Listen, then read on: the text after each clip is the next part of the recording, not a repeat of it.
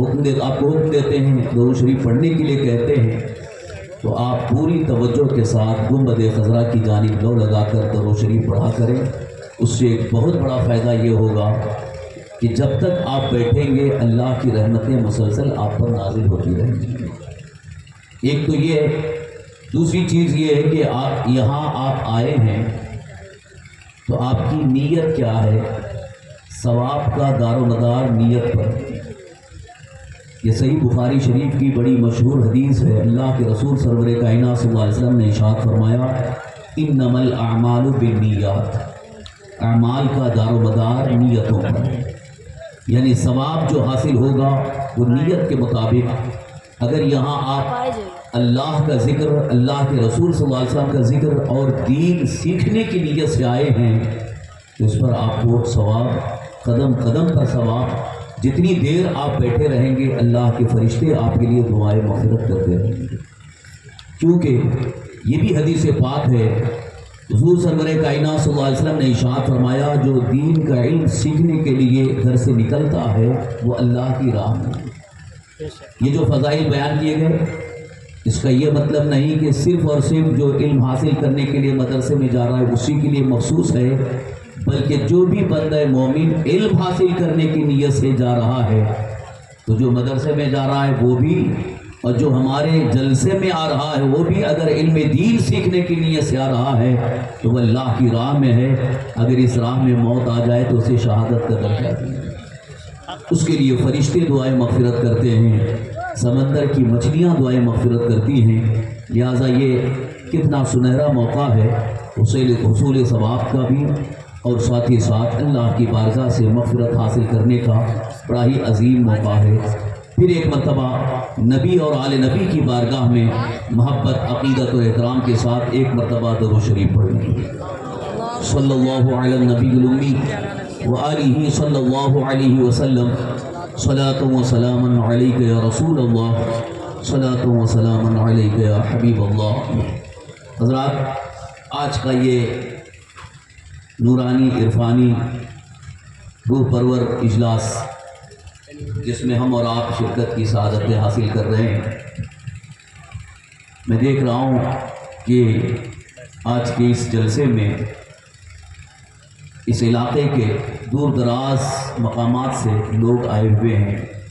خاص طور پر دیوریا لال کے جیالے مسلمان جو یہاں پر جلسے میں بھی حاضر ہوئے اور مدرسے کے سالانہ جلسے دستار حفظ و قرأت میں اپنی طرف سے شرکت کا اظہار کرتے ہوئے حاضر ہوئے۔ میں سب کو مبارکباد پیش کرتا ہوں، بالخصوص بانی ادارہ اور ادارے کے اراکین، منتظمین، معاونین، سب کو مبارکباد پیش کرتا ہوں کہ آپ کا یہ اقدام دنیا اور آخرت میں بڑی کامیابی کے حصول کا ذریعہ ہے، اور یقین جانیے کہ جب تک یہ ادارہ قائم رہے گا، قال اللہ قال رسول کی تعلیم ہوتی رہے گی، قائم کرنے والے کو مسلسل اس کا ثواب ملتا رہے گا۔ جو قائم کیے انہیں بھی، اور جو اس کے تعاون میں، اس کے مدد میں لگے ہوئے ہیں، انہیں بھی اس کا ثواب مسلسل ملتا رہے گا، کنٹینیو ملتا رہے گا، یہاں تک کہ سرکار دو عالم صلی اللہ علیہ وسلم کی حدیث پاک کی روشنی میں کہ اگر وہ بندہ مومن دنیا سے رخصت بھی ہو جاتا ہے تب بھی اس کا ثواب اسے مسلسل ملتا ہے۔ لہذا وہ قابل مبارکباد ہیں جنہوں نے ادارہ قائم کیا، اور دیوریا لال کے مسلمان بڑے خوش نصیب ہیں کہ جہاں ادارہ بھی قائم ہوا اور دور دراز مقامات سے بچے طلباء آ کر کے قرآن مقدس حفظ کر رہے ہیں۔ جب تک یہ طالب علم حفظ قرآن میں مصروف رہیں گے، اللہ کی رحمت کے فرشتے یہاں پر مسلسل آتے رہیں گے تو پورے گاؤں والوں کو ان کی برکتیں حاصل ہوتی ہیں۔ آپ سوچئے کہ جہاں اللہ کی رحمت کے فرشتے آئیں گے تو کیا وہاں پر بلائیں ہوں گی، وہاں مصیبتیں ہوں گی، وہاں تو بہاریں آئیں گی اور اللہ کی رحمتوں کا نزول ہوگا۔ لہٰذا یہ ادارہ آپ کے اس بستی کے لیے، آپ کے اس علاقے کے لیے بڑا ہی مبارک ہے، اور اس کے ذریعے آپ دنیا اور آخرت کی کامیابی اور بھلائی حاصل کر سکتے ہیں۔ عزیزان گرامی، قرآن مقدس جس کے حفظ کرنے کی بنیاد پر آج چند طلباء کے سروں پر دستار حفظ و قرأت رکھی جائے گی، انہیں اعزاز دیا جائے گا، اور انہی کی حوصلہ افزائی کے لیے یہاں پر علماء، مشائخ اور آپ حضرات بھی حاضر ہوئے۔ تو میں آج کے اس روح پرور اجلاس میں قرآن مقدس اور پیغام قرآن مقدس کے حوالے سے ایک مختصر خطاب آپ تک پہنچانے کی کوشش کروں گا، اور ایک اہم پیغام آپ کے گوش گزار کرنے کی سعادت حاصل کر رہا ہوں۔ میں امید کرتا ہوں، بلکہ یقین رکھتا ہوں کہ آپ پوری گفتگو کو، پورے خطاب کو سنجیدگی کے ساتھ سننے کی کوشش کریں گے۔ کوشش کریں گے سنجیدگی کے ساتھ تو انشاءاللہ سنیں گے، کیونکہ میں شروع سے دیکھ رہا ہوں ماشاءاللہ آپ بڑے سنجیدہ ہیں، اور بہت سنجیدہ ہے، اچھی بات ہے، لیکن سو کر کے نہیں بلکہ بیدار رہ کر کے سنیں۔ یہ ہمارے علماء، بالخصوص نقیب حضرات جو آپ کو بیدار کرتے ہیں، اس کی وجہ یہ ہے کہ اگر آپ اتنے دور سے چل کر کے آئے اور خاموش بیٹھے رہے تو سوتے رہیں گے تو کیا سننے میں آپ کو لطف آئے گا، کچھ مزہ نہیں آئے گا۔ اس لیے آپ کو بلواتے ہیں کہ آپ سبحان اللہ کہتے رہو، الحمدللہ کہتے رہو، ماشاءاللہ کہتے رہو، تو تب بیدار رہو گے، اور بیدار رہ کر کے جو سنتا ہے اس کی زندگی میں انقلاب پیدا ہوتا ہے، اور جو سو جاتا ہے آ کر کے تھوڑا سا دیکھ لیا، محسوس کر لیا کہ ہاں بیان ہو رہا ہے، تقریر ہو رہی ہے، اور وہ مست خراٹے لے رہے ہیں، تو کوئی فائدہ نہیں، آپ کے آنے کا کوئی فائدہ نہیں ہوگا۔ اس لیے میں بھی چاہوں گا کہ آپ کے یہاں آنے کا آپ کو بھرپور فائدہ حاصل ہو، اس کے لیے بیداری کا ثبوت دیں۔ اگر گفتگو پسند آ جائے وہاں پر آپ اللہ کی حمد و ثنا بیان کریں، یعنی الحمدللہ، سبحان اللہ کہتے بھی رہیں، تاکہ آپ بیدار رہیں اور بیداری کا ثبوت دیتے رہیں، اور ہم کو بھی یہ محسوس ہو کہ آپ بیدار ہو کر کے سن رہے ہیں، کیونکہ ہم تو مدرسے میں پڑھانے کے عادی ہیں، مدرس ہیں، طلباء کو جب پڑھاتے ہیں تو ہم دیکھتے رہتے ہیں کہ کون غور سے سن رہا ہے اور کون سو رہا ہے۔ کچھ طلباء بھی درسگاہ میں بیٹھ کر کے وہ نیند میں محو ہو جاتے ہیں، ان کی آنکھیں نہیں بند رہتی ہیں لیکن توجہ کہیں اور رہتی ہے، اور وہ سوتے رہتے ہیں۔ تو ان کو بیدار کرنے کے لیے کچھ نہ کچھ بیچ میں ان کو دھکا دینا پڑتا ہے۔ بہرحال آپ کو میں انشاءاللہ بیچ میں کوئی زیادہ ڈسٹرب نہیں کروں گا، بس صرف یہ چاہتا ہوں کہ آپ اللہ کا فرمان اور اللہ کے رسول کا فرمان بڑی توجہ کے ساتھ سنیں گے انشاءاللہ۔ پوری گفتگو کو سنیں، اور اس نیت کے ساتھ کہ میں اللہ کا پیغام سن رہا ہوں، اللہ کے دین کو سیکھنے کے لیے آیا ہوں، اللہ کے دین کی سمجھ حاصل کرنے کے لیے آیا ہوں۔ انشاءاللہ العزیز آپ کو لطف بھی محسوس ہوگا، اور آپ خود اپنی زندگی میں کوئی ایک نئی راہ متعین کر سکیں گے۔ اللہ تعالی ہم سب کو کہنے اور سننے سے زیادہ عمل کی توفیق عطا فرمائے۔ ایک مرتبہ اور درود شریف پڑھ لیں۔ اللہم صلی وسلم علی سیدنا مولانا محمد طب القلوب ودوائها وعافیت الابدان وشفائها ونور الابصار وضیائها وعلی آلہ وصحبہ وسلم تسلیما دائما ابدا۔ قرآن مقدس میں اللہ تعالیٰ کا ارشاد ہے، اللہ تعالیٰ کا فرمان ہے، ان ھذا القرآن یہدی للتی ہی اقوم، بے شک یہ قرآن سب سے سیدھے راہ کی ہدایت دیتا ہے۔ قرآن رہنمائی کرتا ہے، راستہ دکھاتا ہے جو سب سے سیدھا ہے۔ آج دنیا کے اندر جتنے بھی انسان ہیں، جتنے بھی مذاہب کے ماننے والے ہیں، جتنے بھی عقل و شعور رکھنے والے انسان ہیں، ہر انسان کا مزاج یہ ہے کہ اسے ایک اچھا اور صحیح راستہ ملے۔ ہر انسان یہ چاہتا ہے کہ اسے ترقی کی راہ ملے، اس کی زندگی بہت اچھی ہو جائے، چاہے وہ طالب علم ہو یا وہ ٹیچر ہو، بزنس مین ہو یا جاب والا ہو، ہر ایک کی ایک خواہش ہوتی ہے، تمنا ہوتی ہے، ایک آرزو ہوتی ہے کہ میری زندگی ایک اچھی ہو جائے اور میری زندگی کی گاڑی اچھی راہ پر چلتی رہے اور میں خوشحال زندگی گزار سکوں۔ اسی لیے کتنے لوگ بڑی محنت کرتے ہیں، کوشش کرتے ہیں تاکہ ہم اچھی زندگی گزار سکیں، یہاں تک کہ ماں باپ خود اپنی زندگی کو خوشحال بنانے کے ساتھ ساتھ اپنی اولاد، اپنے بچوں کی زندگی کو بہتر بنانے کے فکر مند ہوتے ہیں۔ آج ہر ماں باپ کی ایک فکر یہ ہوتی ہے کہ ہمارے بچوں کا کیریئر اچھا ہو جائے، ان کا فیوچر اچھا ہو جائے، ان کا مستقبل روشن اور تابناک ہو جائے۔ خوشحال زندگی کی تلاش، خوشحال زندگی کی خواہش ہر انسان کے اندر موجود ہے، لیکن میں یہ دیکھ رہا ہوں بڑی ترقی کرنے والی قوم جس کو اپنی ٹیکنالوجی پر بہت غرور ہے، بہت فخر ہے، اس نے بھی بڑی ترقی حاصل کرنے کے بعد یہی کہنا شروع کیا ہے کہ انسان ناکام ہے، انسان اپنی خوشحال زندگی نہیں گزار پا رہا ہے۔ ظاہری ترقی تو بہت حاصل کر چکا، لیکن حقیقت میں قلبی سکون نہیں مل سکا، دلی چین نہیں مل سکا۔ بلکہ آپ کو میں بتاؤں تو یقین ہو کہ آج مغربی ممالک میں جن کو ہم ترقی یافتہ سمجھتے ہیں، وہ سائنس اور ٹیکنالوجی پر بہت زیادہ بھروسہ رکھتے ہیں، آج ان کی زندگی کا حال یہ ہے، دولت کے انبار تو ہیں، عیش و آرام کے بہت سامان تو ہیں، لیکن زندگی کا سکون نہ ملنے کی وجہ سے آج وہاں اکثر لوگ خودکشی کرنے پر مجبور ہیں، سوسائڈ کرنے کی تیاریوں میں ہیں۔ خودکشی کرنا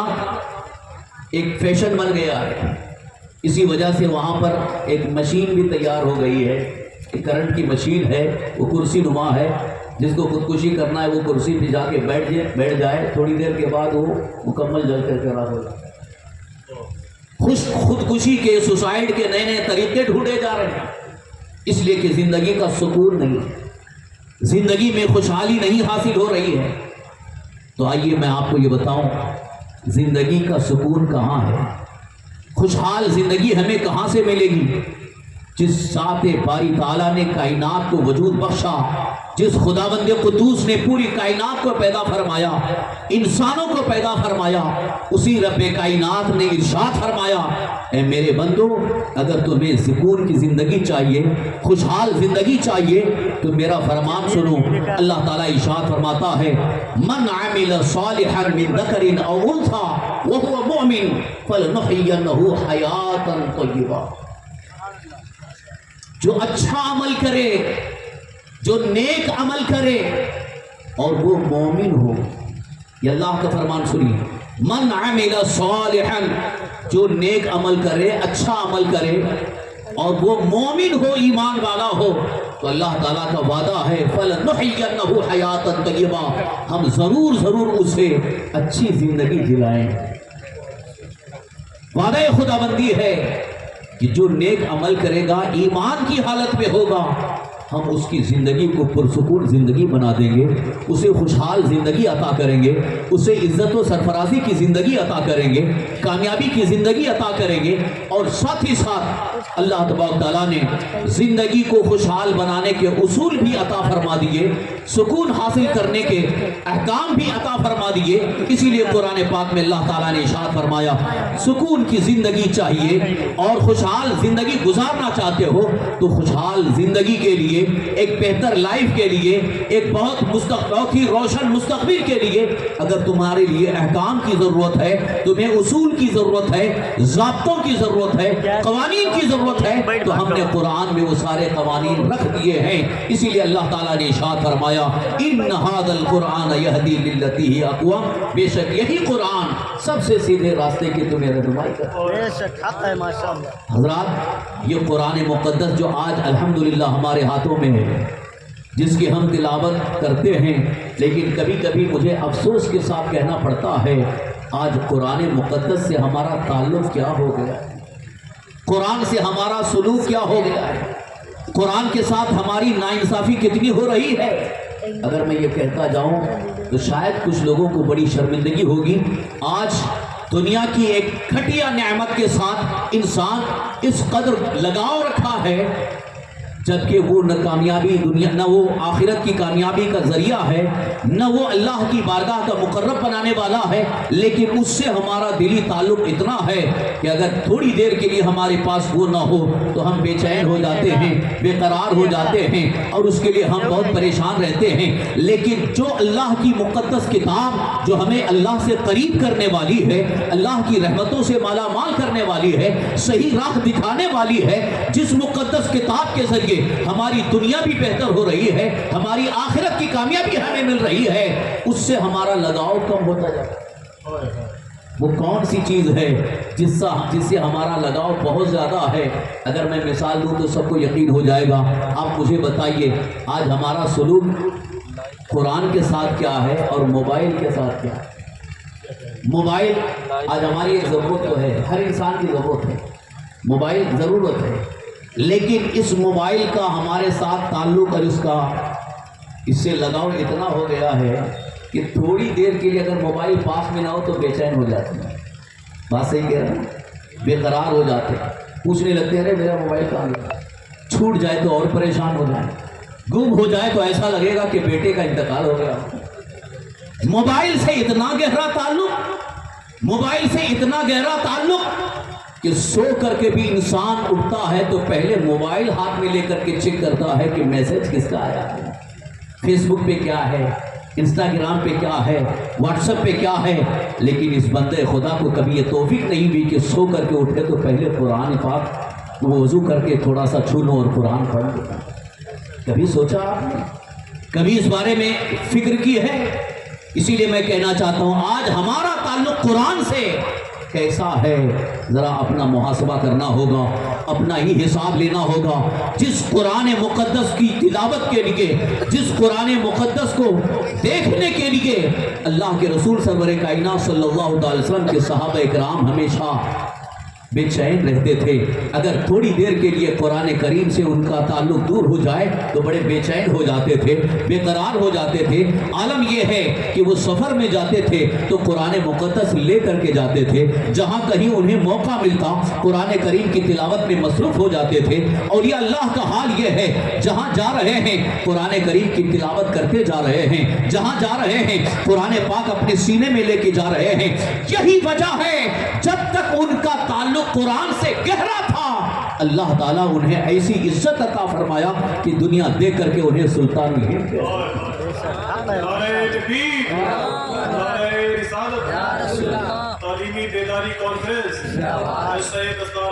سلطان الہند عطائے رسول سرکار خواجہ غریب نواز رضی اللہ عنہ جب ہندوستان تشریف لائے، ذرا تاریخ پڑھ کر کے دیکھو،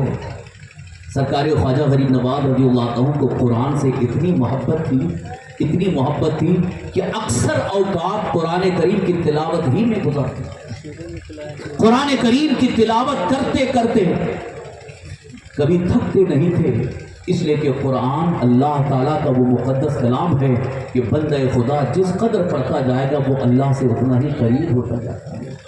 اللہ کی رحمت سے قریب ہوتا جاتا ہے۔ ایک بزرگ فرماتے ہیں قرآن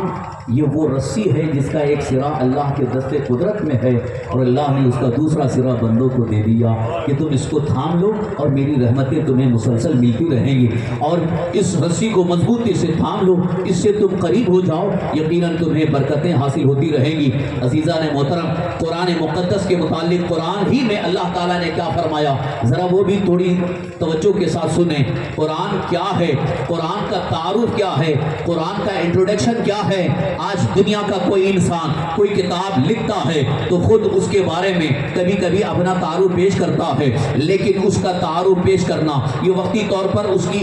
کی وضاحت تو کر دیتا ہے، لیکن اس کی افادیت پوری طرح سے ظاہر نہیں ہوتی۔ مگر جس مقدس کلام کی اللہ تعالیٰ نے قرآن کریم میں یوں ذکر تعریف فرمائی ہے اور اس کا تعارف یوں فرمایا ہے کہ قرآن کے بارے میں خود اللہ تعالیٰ یوں ارشاد فرماتا ہے وَنُنَزِّلُ مِنَ الْقُرْآنِ مَا هُوَ شِفَاءٌ وَرَحْمَةٌ لِّلْمُؤْمِنِينَ، ہم اسی قرآن میں اتارتے ہیں جو اس میں مومنین کے لیے شفا بھی ہے اور رحمت بھی ہے۔ قرآن کا تعارف، قرآن کا انٹروڈکشن، اللہ تعالیٰ نے قرآن پاک میں فرمایا کہ یہ قرآن وہ عظیم کتاب ہے جس میں ہم نے تمہارے لیے شفا بھی رکھی ہے اور رحمت، مکمل شفا ہے۔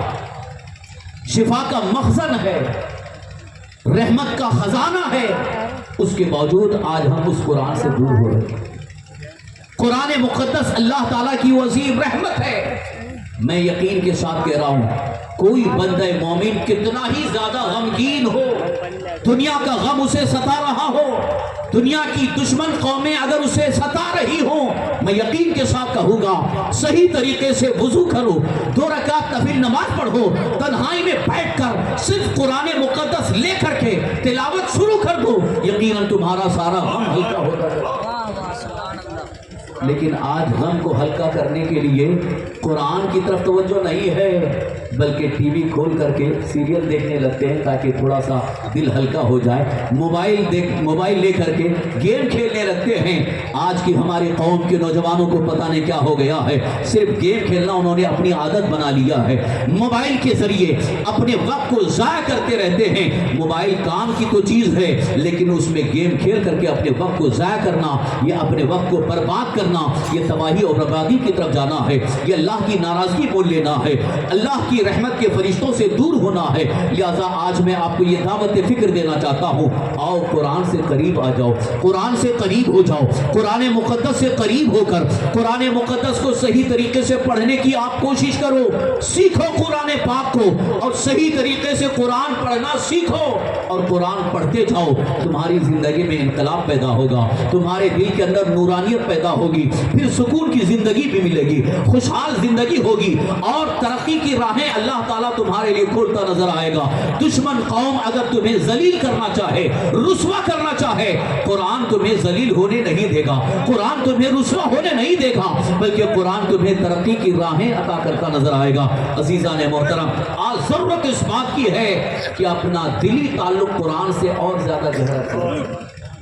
اتنا تو ہم مانتے ہیں کہ قرآن اللہ کا کلام ہے، اتنا تو سمجھتے ہیں کہ یہ اللہ کی کتاب ہے، کلام اللہ ہے، لیکن اس سے زیادہ آگے اس قرآن مقدس سے ہمارا تعلق کیا رہے گا؟ تو دنیا کی دوسری نعمتوں کے متعلق جیسا ہمارا تصور ہے، جیسے ہمارا خیال ہے، جیسا ہمارا سلوک ہے،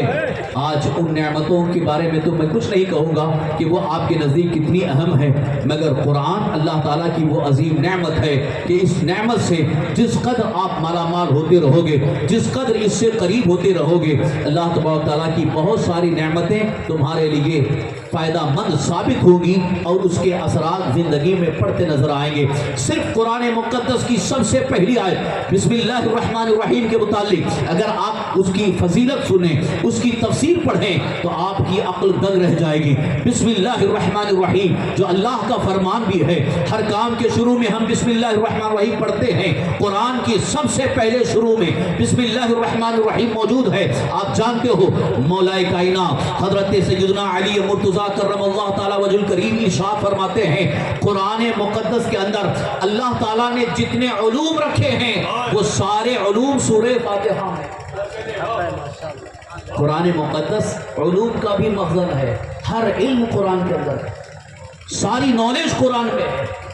آج مسلمان ہی اس چیز کو سمجھ نہیں رہا، وہ سمجھ رہا ہے کہ یونیورسٹی میں بہت ساری نالج ہے، کالج میں ہے، بہت ساری دنیاوی دانشگاہوں میں علم ہے۔ میں یقین کے ساتھ کہہ رہا ہوں، بڑے دعوے کے ساتھ کہہ رہا ہوں، قرآن کے اندر ہر علم موجود ہے۔ یہ میں نہیں کہہ رہا ہوں، یہ اللہ کا فرمان ہے۔ قرآن مقدس میں اللہ تعالیٰ نے ارشاد فرمایا وَلَا رَطْبٍ وَلَا يَابِسٍ إِلَّا فِي كِتَابٍ مُبِينٍ، کوئی خشک تر ایسی نہیں جو قرآن میں نہیں ہے، یعنی ہر چیز کا بیان قرآن میں موجود ہے۔ تو قرآن مقدس کے متعلق مولا کائنات حضرت علی مرتضیٰ کرم اللہ تعالیٰ وجہ الکریم ارشاد فرماتے ہیں کہ جتنے علوم قرآن میں ہیں وہ سارے علوم سورہ فاتحہ میں۔ یہاں رک کر کے بات عرض کر لوں، حضرت علی رضی اللہ عنہ جب یہ فرما رہے ہیں کہ جتنے علوم قرآن میں ہے وہ سورہ فاتحہ میں، اس کا مطلب قرآن کا اتنا علم آپ کو حاصل ہے، اتنے علوم آپ کو حاصل ہیں۔ جب آپ کو اتنے علوم حاصل ہیں تو پھر سرکار دو عالم صلی اللہ علیہ وسلم کی شان، حضور کی شان کیا ہوگی؟ حضرت علی رضی اللہ عنہ فرما رہے ہیں کہ جتنے علوم قرآن میں ہیں وہ سب سورہ فاتحہ میں، اور جتنے علوم سورہ فاتحہ میں ہیں وہ سارے علوم بسم اللہ الرحمن الرحیم۔ اور سارے جتنے علوم بسم اللہ الرحمن الرحیم میں ہیں وہ بسم اللہ کی با میں ہیں، اور اللہ کا فضل و کرم ہے مجھ کو اللہ تعالیٰ نے وہ علوم عطا فرمائے۔ حضرات، قرآن مقدس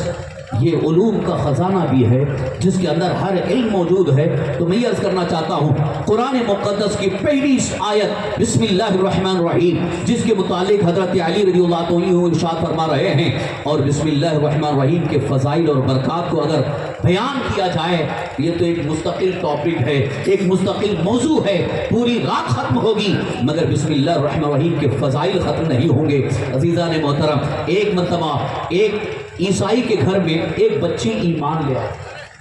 عیسائی کے گھر میں، کرسچن کے گھر میں ایک بچی، اس کو اسلام بہت اچھا لگا، اسلام اس نے بہت اچھے طریقے سے پڑھ لیا، اسلام قبول کر لیا، لیکن گھر والوں کو جب پتہ چلا گھر والے بہت ناراض ہو گئے، اس کو تان و تشنیع دینے لگے۔ یہ بہت حقیقی واقعہ ہے، کوئی کہانی گڑی بھی کہانی نہیں ہے، واقعہ موجود ہے۔ یہ میں اس لیے بھی عرض کر رہا ہوں کہ آج ہماری ماں اور بہنوں کو بھی اس میں سبق حاصل ہو جائے کہ حضرت جب وہ بچی ایمان لائی، اسلام اس نے قبول کر لیا، گھر والے اسے پریشان کرنے بہت ستانے لگے۔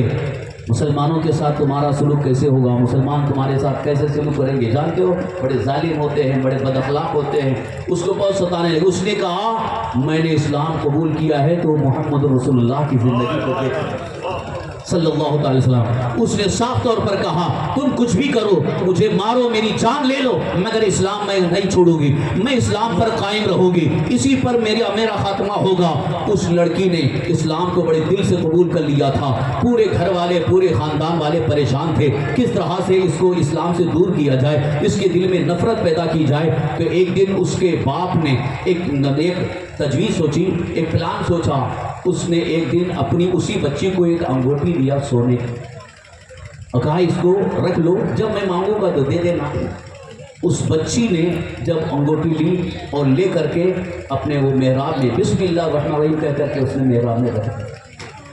اور جب وہ جا کر کے سو گئی تو اسی باپ نے اس انگوٹھی کو لے جا کر کے دریا میں پھینک دیا۔ اس کا پلان کیا تھا؟ مقصد یہ تھا کہ جب میں مانگوں گا اور یہ نہیں دے گی تو میں اسے شرمندہ کروں گا، رسوا کروں گا، اس نے تو بسم اللہ پڑھ کر کے تو نے رکھا تھا، بسم اللہ پر تیرا اتنا ایمان ہے، جا کہاں ہے انگوٹھی؟ اس شخص نے اس سونے کی انگوٹھی کو دریا میں پھینک دیا، سمندر میں پھینک دیا۔ اس کے بعد پھر اس نے اپنی بیوی سے مشورہ کیا کہ پورے خاندان والوں کی دعوت کرنا ہے، پورے رشتہ داروں کو بلا کر کے دعوت کرنا ہے اور سارے خاندان والوں کے سامنے اس کو ذلیل کرنا ہے، اس کو رسوا کرنا ہے تاکہ یہ اسلام کو چھوڑ دے، اسلام سے متنفر ہو جائے۔ اس نے اپنے رشتہ داروں کو دعوت دیا، تاریخ متعین ہو گئی۔ اسی تاریخ کو جب دعوت دیا، رشتہ دار آنے والے تھے، اسی شخص نے یہ کہا کہ میں بازار سے مچھلی لے آؤں گا تاکہ مچھلی لا کر کے مچھلی کا سالن بن جائے، مچھلی کا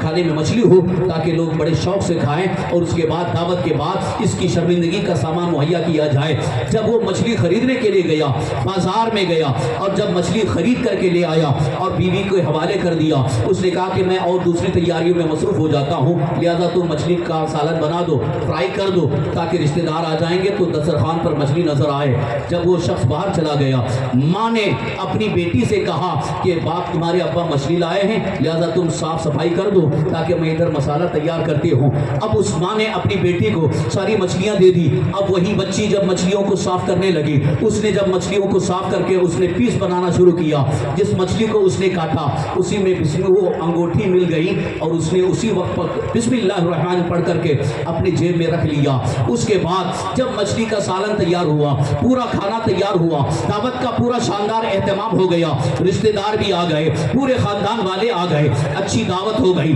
جب سب کھانا کھا چکے، اس کے بعد اس بچی کے باپ نے کہا اپنی بیٹی کو سب کے سامنے بلا کر، میں نے جو تجھے انگوٹھی دیا تھا وہ میرے سامنے لا کر کے پیش کر دو۔ اس بچی نے بسم اللہ الرحمن الرحیم کہہ کر کے وہی انگوٹھی پیش کر دیا۔ باپ حیران ہے، اس نے کہا میں نے تو یہ انگوٹھی سمندر میں پھینک دیا تھا، میں نے یہ دریا میں پھینک دیا تھا، یہ تمہارے پاس کہاں سے آ گئی؟ اس بچی نے کہا یہی تو میں تمہیں بتانا چاہتی ہوں، بسم اللہ الرحمن الرحیم میں وہ برکت اللہ نے رکھی ہے، اللہ نے مجھے عزت، میری عزت کی لاج رکھی ہے۔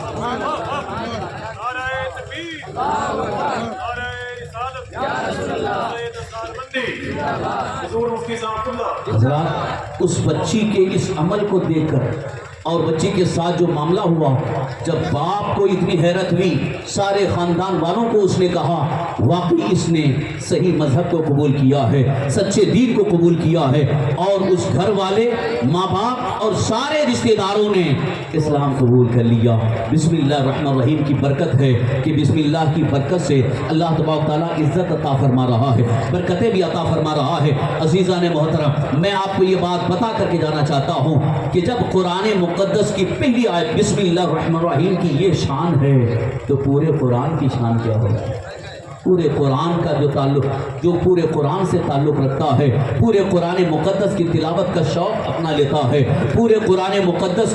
کی تلاوت اور اس کو سمجھنے کا مزاج بنا لیتا ہے، اللہ تعالیٰ یقیناً اس پر اپنے کرم کی بارش نازل فرماتا ہے۔ عزیزان محترم، آج کے ان حالات کے پیش نظر ہمیں قرآن مقدس سے اپنا تعلق گہرا کرنا ضروری ہے۔ اب آئیے اسی سلسلے میں قرآن مقدس کی تعلیمات کا ایک مختصر گوشہ آپ کے سامنے رکھوں کہ قرآن ہمیں کیسی تعلیم دیتا ہے، کون سی راہ بتاتا ہے، کون سے اصول عطا فرماتا ہے۔ قرآن مقدس کے اصول اور ضوابط اتنے بہترین ہیں، آج بھی دنیا کی ہر حکومت کو قرآن مقدس کی ضرورت ہے۔ آج بہت سارے ممالک قرآن مقدس کے اصول اور ضابطوں کو دیکھ کر کے یہ کہنے پر مجبور ہیں کہ قرآن پاک کے اصول اور قوانین کو اگر نافذ کر دیا جائے، امپلیمنٹ کر دیا جائے تو پورے دنیا سے برائیوں کا خاتمہ ہو جائے،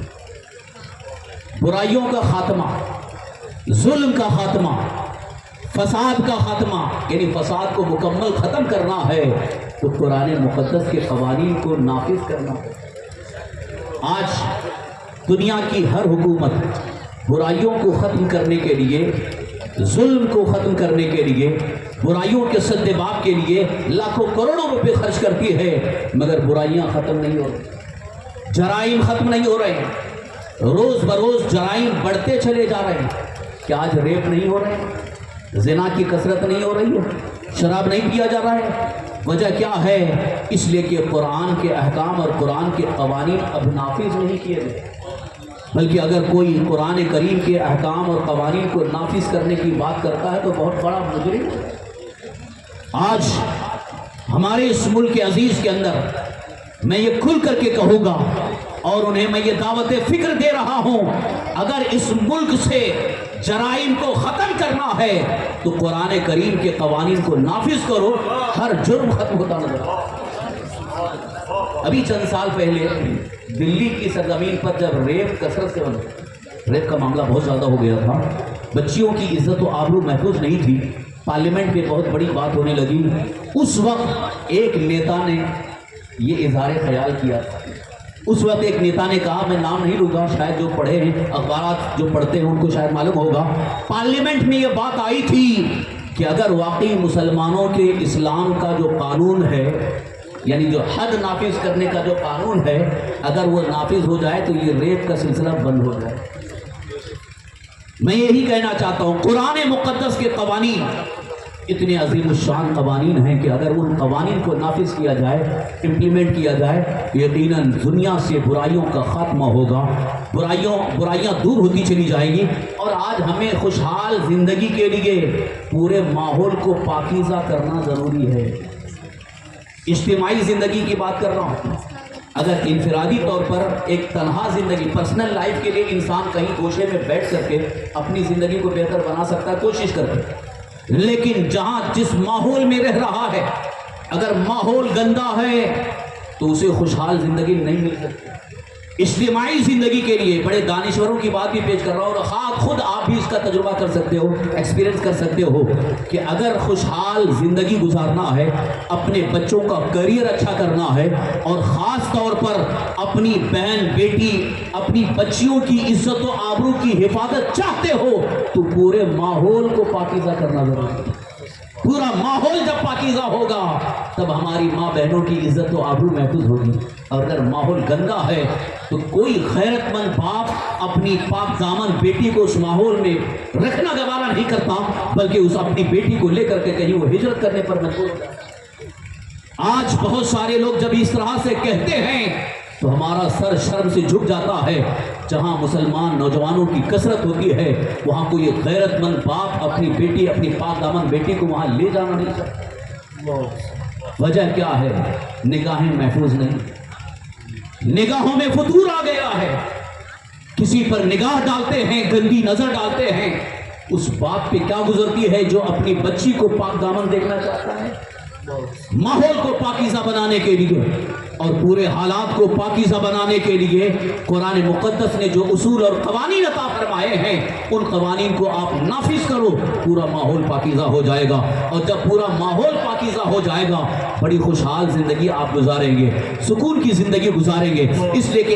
ایک انسان کے سامنے دولت بہت زیادہ ہے، عیش و آرام کی زندگی سب کچھ ہے، لیکن جب وہ یہ دیکھتا ہے کہ ہماری بچی، ہماری بیٹی یا ہماری بیوی یا ہماری بہن یا ہماری ماں جب گھر سے نکل رہی ہے، محلے میں کوئی اسے عزت کی نگاہ سے دیکھنے والا نہیں ہے، اس پر گندی نظر ڈالنے والا ہے، تو باپ سکون کے ساتھ بیٹھ نہیں سکتا، بلکہ وہ یہ چاہے گا کہ ان درندوں کے سامنے سے اپنی بچی کو میں کس طرح سے اس کو پردے میں لے جا سکوں۔ اسی لیے میں عرض کرنا چاہتا ہوں، ماحول کو پاکیزہ بنانے کے لیے قرآن مقدس کے احکام اور قوانین کو نافذ کرو۔ آج دنیا اگر تمہاری دشمن ہے، دنیا اگر تم سے نفرت کر رہی ہے، تو اس کی ایک بڑی وجہ یہ ہے کہ تم نے قرآن مقدس کے احکام اور قوانین کو پس پش ڈال دیا ہے، اپنی خواہشات نفسانیہ کے مطابق چلنے کو اپنی عام زندگی بنا لیا ہے، اس لیے دنیا تم سے نفرت کر رہی ہے، دنیا تمہاری دشمن بن گئی ہے۔ یاد رکھو مسلمانوں، جس دن تم نے قرآن مقدس کو اپنی زندگی کے لیے اپنا منشور حیات بنا لیا، اپنی زندگی کا مطمع نظر بنا لیا، اسی پر عمل کرنا شروع کر دیا اور پورے ماحول میں وہی قوانین کو آپ نے نافذ کرنا شروع کر دیا، انشاءاللہ آپ کی زندگی بھی خوشحال ہوگی اور دنیا کی دوسری قومیں آپ سے نفرت نہیں کریں گی، بلکہ وہ یہ کہیں گی کہ ہم آپ کے ساتھ رہنا پسند کریں۔ یہ بہت درد کی بات ہے جو میں عرض کر رہا ہوں،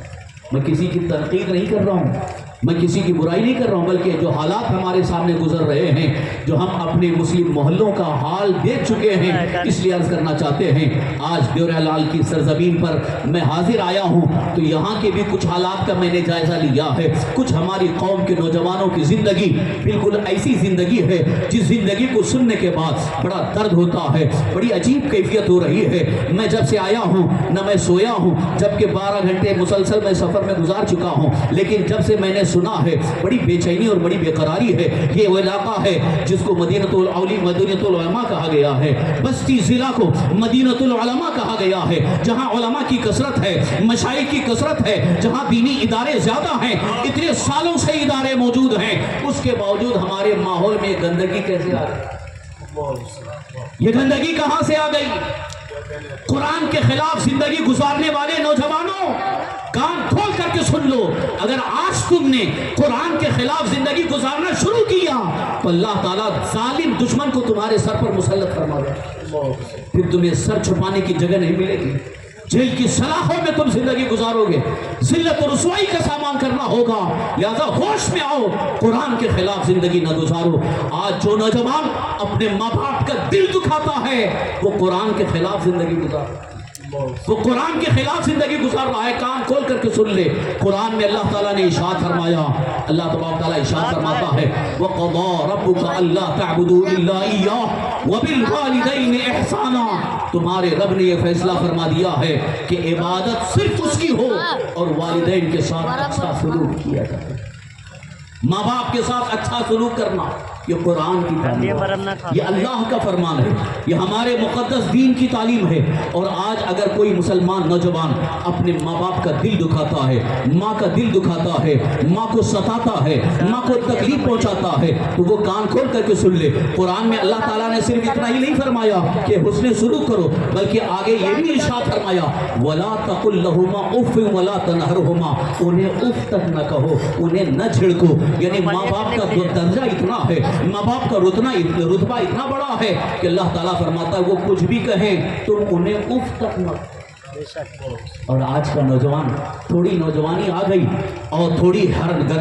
نوجوانی کی حرارت آ گئی، تھوڑی دولت آ گئی، وہ یہ سمجھتا ہے کہ میرے ماں باپ میرے محتاج ہیں، وہ یہ سمجھتا ہے کہ میرے ماں باپ میرے نزدیک کچھ بھی نہیں ہیں، لہذا وہ یہ بھی سن لے اللہ کے رسول ہمارے آقا سرور کائنات صلی اللہ علیہ وسلم نے صحابہ کرام رضوان اللہ تعالی کو جو تعلیم دی ہے ماں باپ کے حوالے سے، اللہ اکبر، اگر وہ میں حدیثیں پڑھتا چلا جاؤں تو آپ کا دل ایسا آپ کے دل میں ऐसा महसूस होगा कि आज हम क्या कर रहे हैं। माँ बाप का दिल दुखाने वाले सुन लो। एक सहाबी ने बारगाह रसूल सल्लल्लाहु अलैहि वसल्लम में अर्ज़ किया, या रसूल अल्लाह सल्लल्लाहु अलैहि वसल्लम, मैंने अपनी माँ को कंधे पर बिठा करके 7 हज किए, मैंने अपनी माँ को 7 हज कराया, क्या मैंने अपनी माँ का हक अदा कर दिया? तो रसूल पाक सल्लल्लाहु अलैहि वसल्लम इरशाद फरमाते, सुन ले, तूने अपनी माँ का कुछ भी हक अदा नहीं किया। तेरी माँ ने पेट में जो तू पेट में था, माँ के पेट में था, जो माँ ने झटके महसूस किए हैं, एक झटके का भी तूने हक अदा नहीं। नारे तकबीर, नारे रिसालत, मसलके आला हजरत, जलसे दस्तारबंदी, जलसे दस्तारबंदी, हजरत अल्लामा मुफ्ती गुलफाम रज़ा साहब किबला। नारे तकबीर, नारे रिसालत, हिंदुस्तान के मशहूर मारूफ खतीब हजरत अल्लामा मुफ्ती किबला मुर्दाबादी की याद है। नारे तकबीर,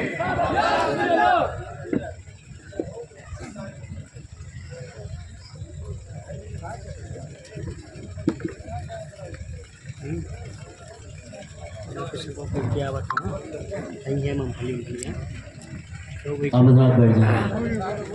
दुरूद शरीफ पढ़ लें। अल्लाहुम्मा सल्ली व सल्लिम अला सय्यिदिना मौलाना मुहम्मद मानिल जूदी वल करम व अला आलिहि व अस्हाबिहि बारिक व सल्लिम सलातन व सलामन अलैका या रसूल अल्लाह, सलातन व सलामन अलैका या हबीब अल्लाह। हज़रात, मैं ये अर्ज़ कर रहा था कि कुरान मुक़द्दस की तालीमात की रोशनी में अल्लाह के हबीब हमारे आका हुज़ूर सरवर कायनात सल्लल्लाहु अलैहि वसल्लम की तालीमात की रोशनी में माँ बाप के साथ हमारा सलूक कैसा हो, माँ बाप के साथ हमारा रवैया कैसा हो, माँ बाप के साथ हमें कैसे पेश आना है। आज अगर माँ बाप हमारे लिए बेचैन हैं तो यकीन जानो, ये बचपन से, यानी जब हमारे अंदर कुछ भी ताकत नहीं थी तब भी माँ बाप हमारे लिए बेचैन रहते थे। हमारे अंदर ताकत आ जाती है तब भी वो बेचैन रहते हैं, कहीं हमारा बच्चा कहीं हादसे का शिकार ना हो जाए। ख़ास तौर पर माँ की ममता इतनी अजीम होती है कि अगर बच्चा घर से बाहर जाता है और बच्चा थोड़ी देर के लिए घर में नहीं आता है तो माँ बड़ी फिक्रमंद होती है, मेरा बच्चा अभी तक नहीं आया, पता नहीं कहाँ है, और उसको बुलाने के लिए वो हर तरह की कोशिश करती है। आज तो फ़ोन और मोबाइल का ज़माना है, 10 बार वो फ़ोन करेगी, बेटा कहाँ है। ये अंदाज़ा लगाओ माँ का दिल कितना नरम होता है अपनी औलाद के हवाले से। और आज की अगर नाहजार औलाद, नाफरमान औलाद अगर माँ को डांटे फटकारे तब भी माँ की ज़बान से कभी बद्दुआ नहीं निकलती है, बल्कि माँ की ज़बान से दुआ ही निकलती है। मैं ये अर्ज़ करना चाहता हूँ, अल्लाह के हबीब हमारे आका हुज़ूर सरवर कायनात सल्लल्लाहु अलैहि वसल्लम का क्या फरमान है, ज़रा ये भी देखो कि हुज़ूर सल्लल्लाहु अलैहि वसल्लम के फरमान आली शान की रोशनी में माँ का हक अदा करना कितना अहम और ज़रूरी है, माँ के साथ हुस्न सलूक कितना अहम और ज़रूरी है। अगर माँ बाप नाराज़ हो जाएं तो अल्लाह के रसूल सल्लल्लाहु अलैहि वसल्लम इरशाद फरमाते हैं, अगर तुमसे माँ बाप नाराज़ हो गए तो समझ जाओ अल्लाह नाराज़ है, अल्लाह नाराज़ है। तो रात भर की इबादत भी कोई फ़ायदा नहीं होगी, दिन भर तस्बीह पढ़ते रहो, दिन भर इधर उधर सदक़ात खैरात करते रहो, कुछ भी फ़ायदा नहीं होगा जब तक कि अल्लाह राज़ी न हो जाए। और माँ बाप अगर नाराज़ हैं तो अल्लाह राज़ी नहीं है। इसीलिए हुज़ूर सल्लल्लाहु अलैहि वसल्लम इरशाद फरमाते हैं कि तुम पहले अपने माँ बाप को राज़ी करो, अल्लाह रब्बुल इज़्ज़त तुमसे राज़ी होगा। अज़ीज़ान मोहतरम, एक मरतबा का वाक़या है, सरकारे दो आलम सल्लल्लाहु अलैहि वसल्लम सहाबा के झुरमुट पे तशरीफ़ फरमा हैं, अचानक आप उठ करके आगे चले गए। सहाबा देखते रह गए, हुजूर कहाँ जा रहे हैं, कहाँ तशरीफ़ ले जा रहे हैं। देखा थोड़ी दूर जा करके कि देखा एक कोई खातून आ रही हैं, कोई एक औरत आ रही हैं, उन्हीं के इस्तकबाल हुजूर तशरीफ़ ले गए और फिर उनको अपनी चादर बिछा करके उन्हें बिठाया और उनके साथ थोड़ी सी गुफ्तगू फरमाई। और फिर जब वो जाने लगी तो उन्हें कुछ दूर छोड़ करके हुजूर सल्लल्लाहु अलैहि वसल्लम वापस आए। सहाबा इकराम समझ नहीं पाए कौन औरत है, कौन खातून है जिसके लिए कायनात के आका उठे। हुजूर सल्लल्लाहु अलैहि वसल्लम ने ताज़ीम का इजहार फरमाया, उनके साथ हुस्न सलूक फरमाया। जब सहाबा ने पूछा तो सरकार दो आलम सल्लल्लाहु अलैहि वसल्लम ने इरशाद फरमाया, जानते हुए कौन औरत हैं? ये वो हैं जिन्होंने मुझे दूध पिलाया है, यानी दाई हलीमा। दाई हलीमा جنہوں نے سرکار دو عالم صلی اللہ علیہ وسلم کو دودھ پلایا ہے، تو میرے آقا صلی اللہ تعالی وسلم دودھ پلانے والی ماں کا جب اتنا احترام کر رہے ہیں، اتنا حسن سلوک کر رہے ہیں، تو حقیقی ماں کا کتنا درجہ ہوگا؟ جو حقیقی ماں ہے جن سے ہم دنیا میں آئے، ان کا درجہ کتنا ہوگا؟ آج اپنی قوم کے نوجوانوں سے میں یہ ضرور کہہ کر کے جاؤں گا، آج اگر اللہ کو ناراض کر کے تم ترقی حاصل کرنا چاہو تو کسی راہ پر تمہیں ترقی نہیں مل سکتی ہے، تمہیں عزت نہیں مل سکتی ہے۔ چاہے تم لاکھوں کی دولت حاصل کر کے عزت کی روزی حاصل کرنا چاہتے ہو، نہیں حاصل ہوگی۔ پہلے ماں کے قدموں میں گر کر کے ماں کو منا لو، ماں کو ماں سے معافی مانگ لو، ماں باپ کو راضی کر لو، یقین جانو اللہ تعالیٰ تمہارے لیے عزت کی روزی کے دروازے کھول دے۔ ضرورت ہے اس بات کی۔ آج جو حالات ہمارے سامنے گزر رہے ہیں، میں ان حالات کا ہی مختصر جائزہ لیتے ہوئے میں یہ نصیحت کرنا چاہتا ہوں، کیونکہ انشاءاللہ آپ پرجوش خطابات سنیں گے اور سنتے ہی رہتے ہیں۔ میں پرجوش خطابات کا عادی نہیں ہوں، میں کوشش یہ کرتا ہوں کہ جتنے آئے ہیں وہ کم سے کم اللہ کے مقدس دین کو سن کر سمجھ کر اس پر عمل کرنے کی کوشش کریں، ورنہ کوئی فائدہ نہیں ہے۔ ویسٹ آف ٹائم، وقت ضائع کرنا، نہ ہمیں وقت ضائع کرنا دو، نہ آپ وقت ضائع کرو، بلکہ آپ دین سیکھو اور اللہ کے حبیب سرور کائنات صلی اللہ تعالی وسلم کی تعلیمات کو پڑھنے کی کوشش کرو۔ آج دنیا کی دوسری قومیں جن کے پاس ان کے پیشواؤں کی کوئی کتاب نہیں ہے، ان کے پیشواؤں کا کوئی اصول حیات نہیں ہے، اس کے باوجود وہ اتنے گرویدہ ہیں، ان کے لیے سجدہ ریز ہیں۔ مگر جس قوم کے پاس قرآن بھی ہے، تعلیمات مصطفیٰ بھی ہیں، اور اس کی طرف توجہ نہیں کی جا رہی ہے، اس کو حاصل کرنے کی کوشش نہیں کی جا رہی ہے، قوم کے چند بچے مدرسے میں آتے ہیں اور وہی دین سیکھتے ہیں، باقی سب کا حال تو یہ ہے وہ دین سے دور ہیں، نابلد ہیں، ناشنا ہیں۔ کتنے تو ایسے ہیں، یہ ہمارے طالب علمی کا وقت جب جامعہ شفیع مبارک پور میں جب ہم تعلیم حاصل کر رہے تھے، اتفاق اس وقت ہم لوگ طلباء سب بیٹھے ہوئے تھے، قصبے سے ایک نوجوان آیا، اس نے کہا کہ ہمارے والد صاحب کا انتقال ہو گیا ہے، لہٰذا کچھ قرآن پڑھے ہیں تو قرآن پڑھے ہیں تو دے دیجیے۔ تو ہم نے کہا بھائی قرآن تو نہیں پڑھے لیکن چند پارے پڑھے۔ تو وہ پوچھتا یہ پارے کیا ہوتے ہیں؟ اللہ اکبر! جہاں عظیم ادارہ ہے، جہاں عظیم یونیورسٹی ہے، وہاں کے رہنے والوں کا حال یہ تو میرا اپنا ایک تجربہ ہے، جہاں ادارہ قائم ہوتا ہے اس کا حال یہ چراغ تلے اندھیرا۔ یہ دور کے بچے آتے ہیں، وہاں دین کا علم سیکھتے ہیں، اور گاؤں والوں کو کبھی فکر ہی نہیں ہوتی ہے۔ کتنے تو ایسے ہیں کہ وہ مدرسے میں کبھی قدم بھی نہیں رکھتے، کبھی سوچے بھی نہیں ہوں گے کہ یہ ادارہ ہمیں دین حاصل کرنے کے لیے سب سے بہتر ذریعہ ہے، یہاں جا کر کے علماء سے کچھ علم حاصل کرے، کچھ دین سیکھے۔ اللہ اکبر! یہ بڑے افسوس کی بات ہے، آج وقت کا تقاضا ہے اور حالات کا بھی تقاضا ہے، بلکہ ہماری زندگی کے لیے سب سے زیادہ اہم اور ضروری ہے کہ ہمیں دین سیکھنا ہے، دین کے مطابق عمل کرنا ہے، اس لیے کہ اللہ تبارک تعالیٰ کی بارگاہ میں ہمیں حاضر ہو کر کے اپنی پوری زندگی کا حساب دینا ہے۔ اگر آخرت کی فکر ہے تو آخرت کی اگر فکر ہے، حساب دینا ہے اللہ کی بارگاہ میں، تو ابھی سے آپ اس کے لیے تیار ہو جاؤ، دین سیکھنے کے لیے تیار ہو جاؤ۔ اللہ کے حبیب ہمارے آقا سرکار دو عالم صلی اللہ تعالی وسلم نے دین کا ایک جو بہترین انٹروڈکشن فرمایا، ایک بہترین تعارف فرمایا، بس اس پر میں تھوڑی سی گفتگو پیش کر کے میں اپنی گفتگو اختتام کی طرف لا رہا ہوں، اپنی گفتگو مکمل کر رہا ہوں۔ اگر آپ کے دل میں انقلاب پیدا ہو گیا، عمل کا جذبہ پیدا ہو گیا، میرے لیے کافی ہے۔ اللہ تعالیٰ سب کو عمل کی توفیق عطا فرمائے۔ دین سیکھنا ضروری ہے، اور ہمارا دین کیا ہے، ہمارے دین کی اچھی بہترین تعریف کیا ہے، انٹروڈکشن کیا ہے، تعارف کیا ہے، دو جملوں میں آپ سن لیجیے۔ یہ حدیث رسول صلی اللہ علیہ وسلم کی روشنی میں رکھتا ہے۔ اللہ کے حبیب ہمارے آقا حضور سرور کائنات صلی اللہ علیہ وسلم کی حدیث ہے، صحیح مسلم شریف کی حدیث۔ حضور صلی اللہ علیہ وسلم ارشاد فرماتے ہیں الدین النصیحہ، الدین النصیحہ۔ صحابہ نے عرض کیا تو سرکار دو عالم صلی اللہ علیہ وسلم نے آگے ارشاد فرمایا للہ ولرسولہ ولائمۃ المسلمین وعامتہ۔ ترجمہ سن لیجئے، اللہ کے رسول سرور کائنات صلی اللہ علیہ وسلم ارشاد فرما رہے ہیں دین خیر خواہی کا نام ہے۔ ہمارا دین خیر خواہی کا نام ہے۔ خیر خواہی کا مطلب یہ بھلا چاہنا۔ اب صحابہ نے پوچھا ہوگا کہ کس کا بھلا چاہنا؟ کس کی خیر خواہی؟ تو رسول پاک صلی اللہ علیہ وسلم نے ارشاد فرمایا اللہ کی خیر خواہی، اس کے رسول کی خیر خواہی، اور اماموں کی خیر خواہی، اور عام مسلمانوں کی خیر خواہی۔ کیا کہنے، واہ یہ دین کا ایک بہت بہترین تعارف ہے، اس میں ہمارا مکمل دین آ گیا۔ کبھی کبھی کچھ دانشور دوسری قوم کے لوگ کبھی کبھی تعارف پوچھتے ہیں بھائی آپ کا دین کیا ہے، تو ہماری قوم کے بہت سارے نوجوان جو پڑھے لکھے ہیں، انٹلیکچوئل ہیں، وہ صحیح تعریف کر نہیں پاتے۔ کیا کہنے، واہ خاص طور پر کالج کے اندر یونیورسٹی میں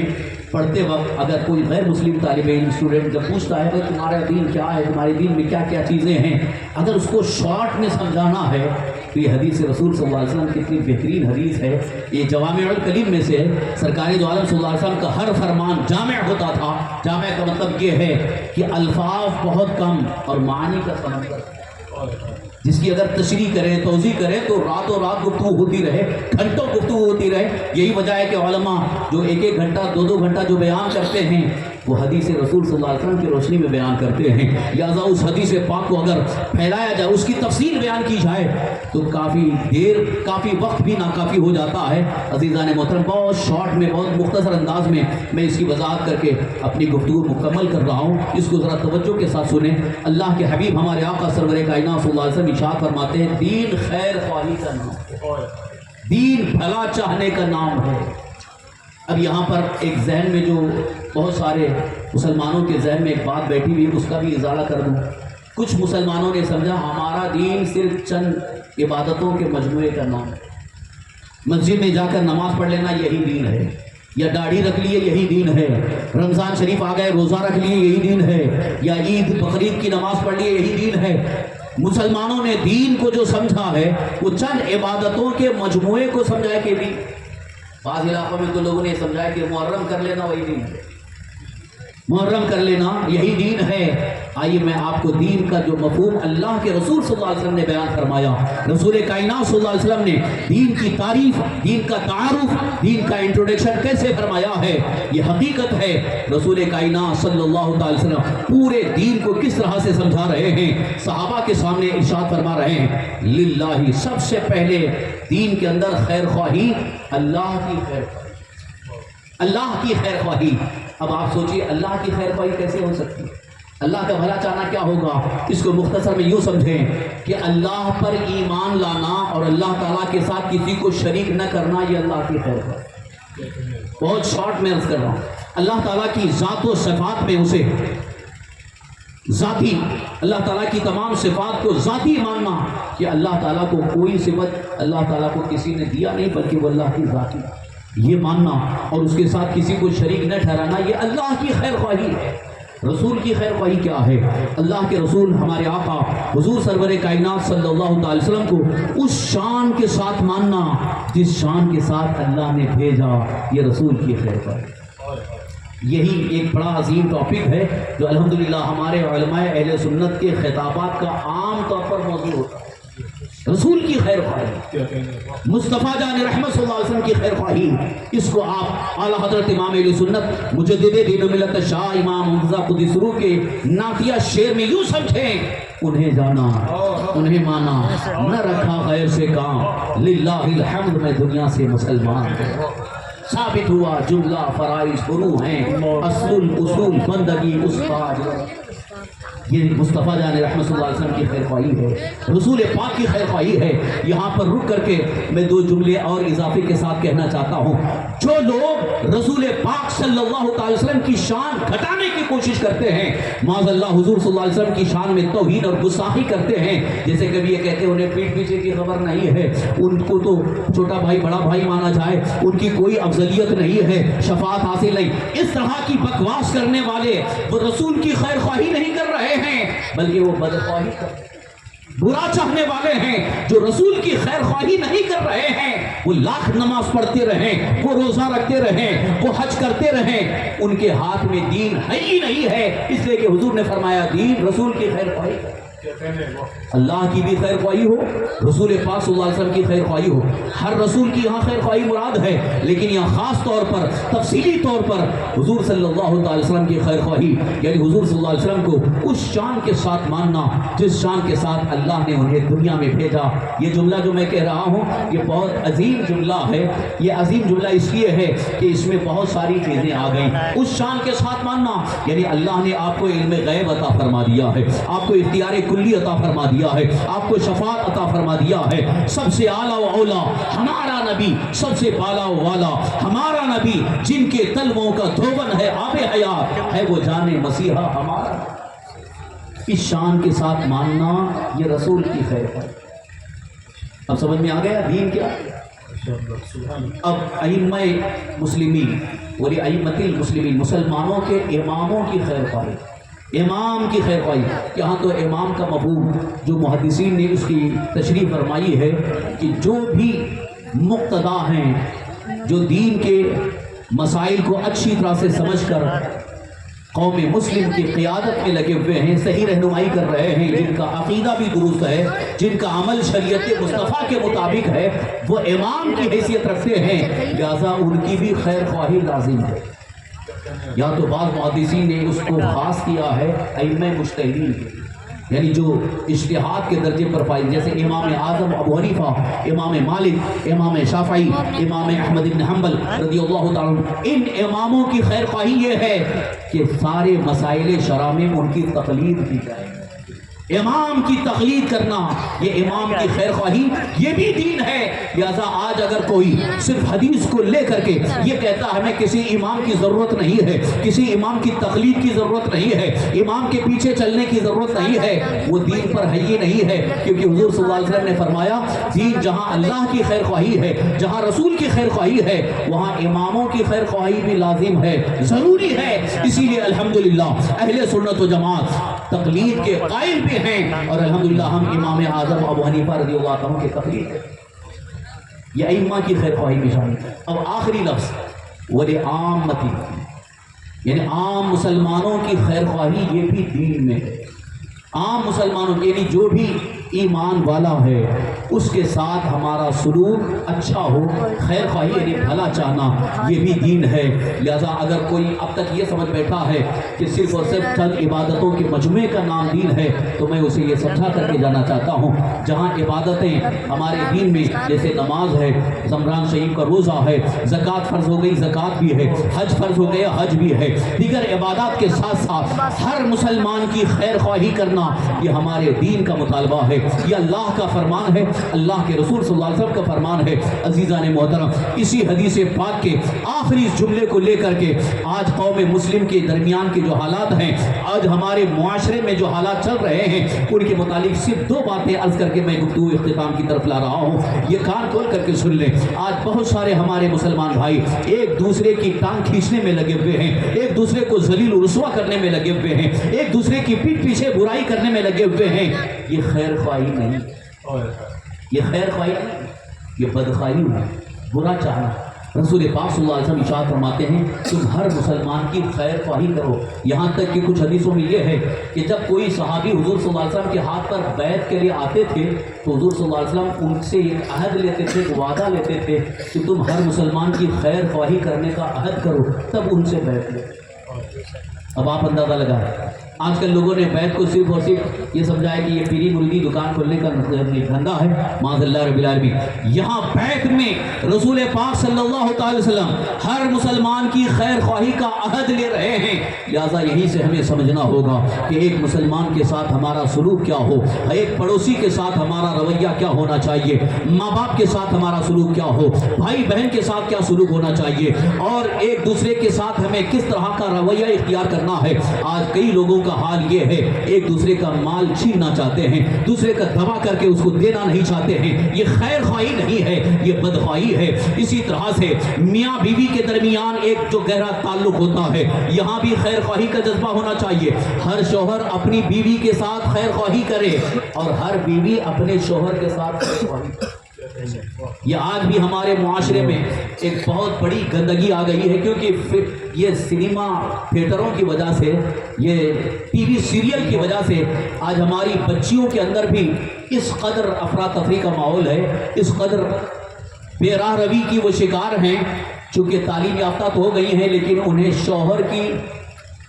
کے ساتھ، شوہر کے حقوق کیا ہیں، شوہر کی تعظیم کیسے کرنی ہے، شوہر کے ساتھ کیسے زندگی گزارنا ہے، اس کا کوئی سلیقہ